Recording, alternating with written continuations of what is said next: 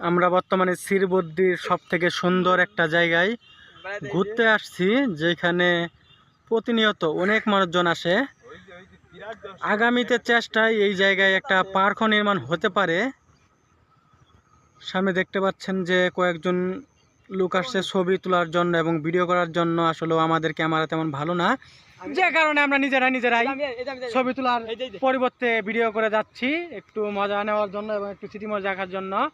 আমরা বর্তমানে এই জায়গায় ঘুরতে এসে একজন ব্যক্তিকে পেয়ে গিয়েছি, যে বর্তমানে শ্রীবদ্ধির জামাত শিবিরের আমিরের ভক্ত এবং ইনি একজন বিএনপি মনোনয়ন প্রার্থীর সঙ্গী।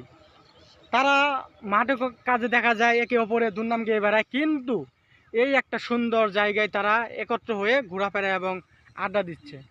আমরা জানতে চাই আপনারা কেন এমন কাজ করছেন, যে রাজনীতির ব্যাপারে আপনারা মাঠে একে অপরকে